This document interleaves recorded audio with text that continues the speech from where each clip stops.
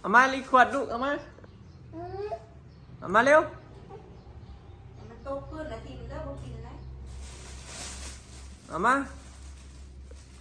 2-5 ตุกน้ำเป็นเอามาให้แต่ตุกหนึ่งพี่น้องมื้อนี้หายไปทั้งวันเลย นอนพี่น้องไม่ได้นอนคืนนอนจนบ่าย2เอามาขอมาอีนางไปเอาอีกขวดไปใส่ในยอดนะดิโอ้เก่งจบมาจากหูควมเลยเด้อพี่น้องอันนี้ไงเป็นสาวแล้วจบไปเลย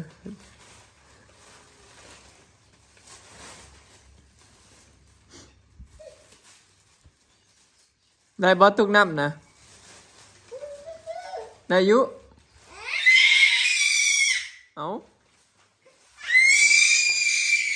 โจกเอาบ่ได้อีพี่น้องจกเอามันค่ายังจกใส่หูมันมีหูอยู่เอามาดึงมาเอามาเอาไปใส่ถุงไปเอาไปใส่ถุงคืนเอาไปใส่ถุงคืนไปเอาใส่ถุงคืนเลยมาเอาอีก2 ตุกมานี่เอาใส่ถุงคืนเร็วนี่เอาไปใส่ถุงคืนเอาไปไว้ในถุงเอาไปไว้ในถุงนั้นเร็วเอาไปไว้ลูกเอาไปไว้ในถุงคืนไว้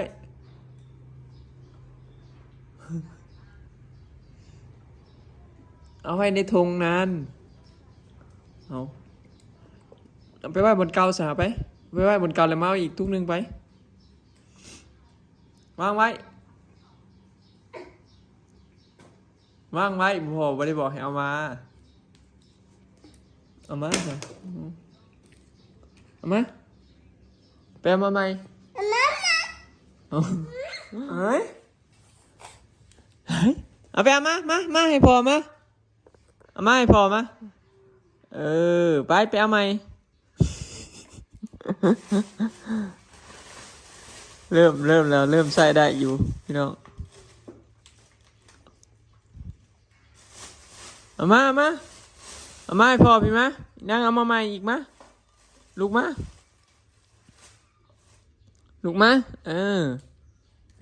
ไปเอาใหม่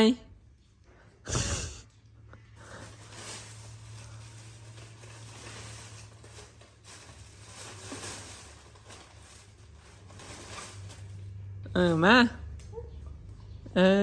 ไปเอาอีกไปเอามาใหม่ไปเอามาใหม่ไปบ่นี่บ่ไปเอามาใหม่อีนะไปเอามาใหม่พูดเอามาเอามาใหม่พูดเบิดบ่นั่นเด้นั่นเห็นบ่นั่นกิ่งอยู่นั่นน่ะแนมไปอีหยังนั่นเห็นบ่เป็นขวดนอนอยู่นั่นบ่แม่นเพิ่นคิดว่ามันอยู่ในถุงยางนี่เนาะบ่ลูกเห็นบ่นั่นน่ะเนมติดผานั่น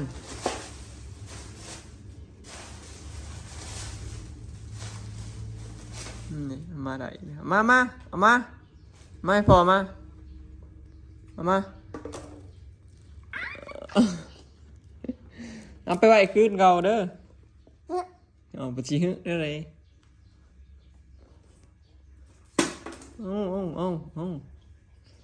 เดี๋ยวเอาไปอันเดียวแล้วเอาไปอันเดียวลูกบอเอาไปอันเดียวน่ะไปไว้เอาไปอันเดียวเอาไปไว้พอบุงเอาน้ำผู้สาวพี่น้องมาเด้อเก็บมากระตุกน้ำนะเก็บมากระตุกน้ำทั้งหน้านะเก็บมาให้พอมาเก็บมามาเก่งตบมือชมเชยอลิศเก่งมาก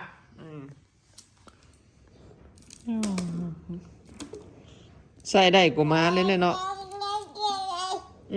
จะคมกูมาเลยดิอันนี้ เอ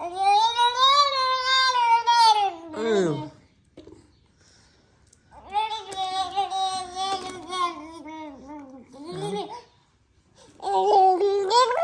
เอาเนี่ย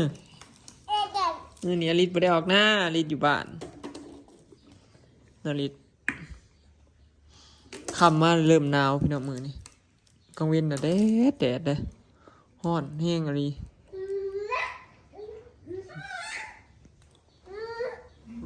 เห็นยังอีกเรา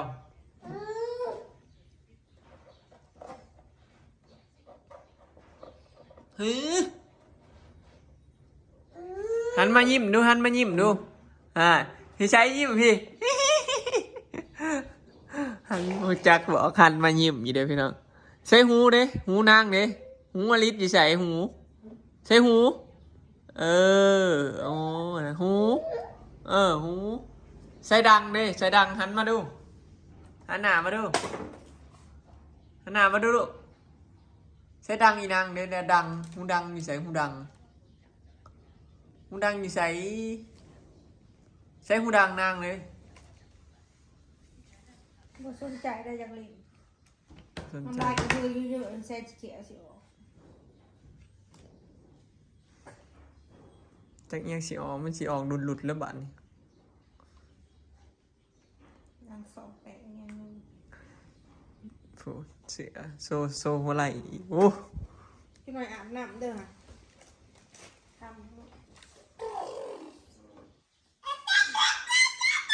ำ จ้า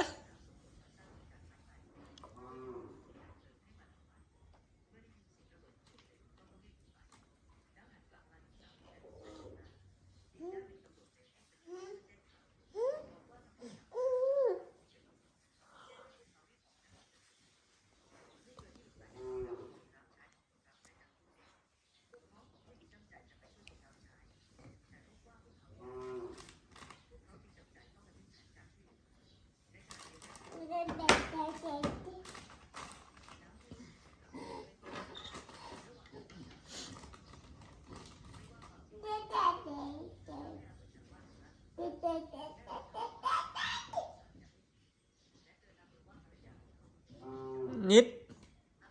เด็ดอย่างเดียวพี่น้องไปเอาตุ้งน้ำให้พอได้ไหมเร็วเอาใส่บ่ได้บัดนี้เอาใส่ในบัดหนึ่งเอาเร็วเอาตุ้งน้ำให้ในไหมลิดคนเก่งไปลิดคนเก่งลิดคนเก่งไป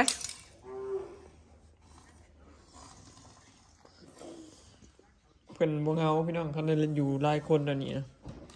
หากบ่เล่นน้ำหมูดอกแต่เล่นเพิ่นเล่นผู้เดียวเพิ่นล่ะแต่ว่าฮู้ว่ามีคนอยู่นำสินะ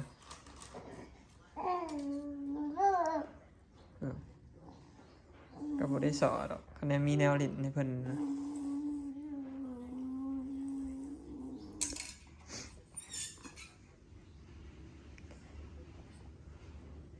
อยู่เฝ้าผลิตนั่นนี่แหละ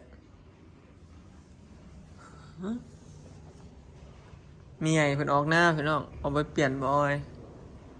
แล้วไปเฝ้ากลางเว้นบอยเข้ามา10 โมงเลยเข้ามา10 โมงเช้าเลยเข้ามามื้อแรกมันยากเพื่อสิฉีดยาหมูเพื่อสิยังหลายอย่างเนาะเพื่อสิฉีดยาเพื่อสิป้ายปากลงหมูเพื่อสิยังให้ยาก็เลยผมมีคลิปลงคือว่าเหนื่อย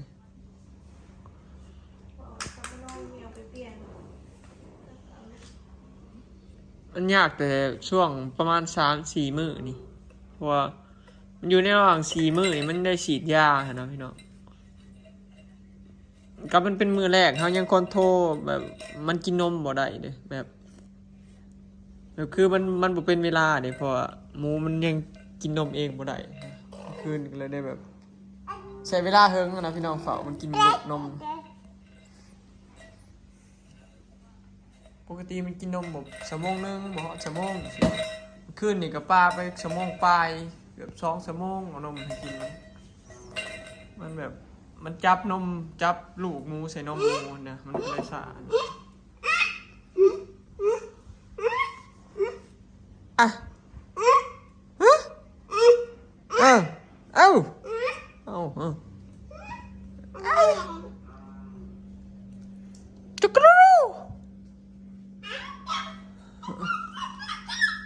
อาจ้าจ้าจ้าจ้าจ้า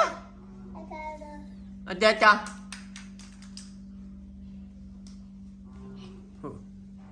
ดูอะไรมันเอาใส่กระปุกมาให้พ่อมานี่ขอคอมามาให้พ่อมาขอมาขอเนี่ยอลิสบ่ได้กี่ทีได้มาขอเนี่ยอ่ะพ่อได้นี่ขอได้นี่พ่อขอได้มาอู้หนาผู้สาวโลโลโลโล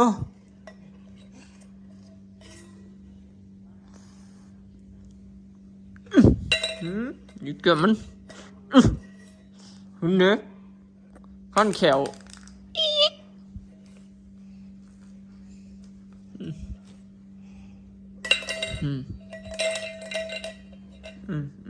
เอาปากนิดหน่อยเนาะเอาเบาดูหอมหอมเอิ้นหอมดูหอมเอิ้นหอมดูลูกขอหอมหอมไหมสินะเอาเอิ้นทำนั่นไงเอิ้นทำนั่นไงทำหอมมาใช่หอมมาสิมันจีว่ามาเปิดว่าได้เดี๋ยวพี่น้องไอ้ทำนะฮัมเอาเอิ้นไอ้ทำนั่นไงเอิ้นไอ้ทำดูฮะฮัมเฮ้ยเอิ้นไอ้ทำดูนั่นฮะไผ่เนี่ยบายบายดูบายบายดูบายบายเอ้ยแล้วดูบายบายบายบายบายบายเร็วๆบายบายบายบายเร็วๆเขาจะไปเลยได้น่ะโอ้ยหูจักจะบายพี่น้องเอิ้นทำดูเอิ้นทำดูเอิ้นทำมาดิน้ำดู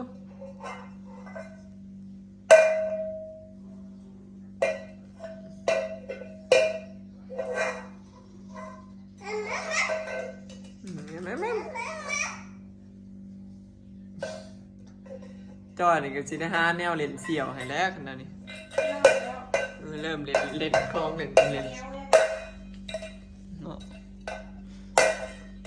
นี่ FC ผมว่ากล้องเป็นยังบอลมันคือมัวมันสะท้อนพี่น้องแบบเลนกล้องมันแตก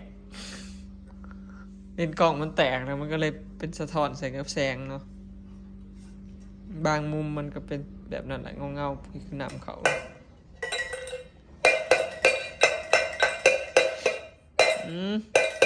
มนถึกตีนจะคอหายอินเซเดอร์เอามาคอมา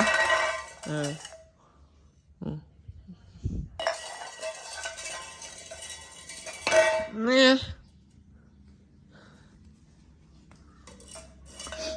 ่ยพี่น้องหายไปเบิดมือเนาะผมมีคลิปลงพอนอนสลอยไปเกาลูก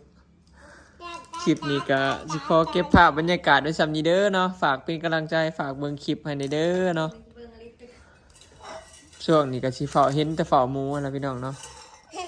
ไปแล้วสบายดีสบายดีสบายดีลูกสบายดีอ่ะยิ้มยิ้มมึงนึงเฮ้ยขึ้นดิเชี่ยวว่าเชี่ยว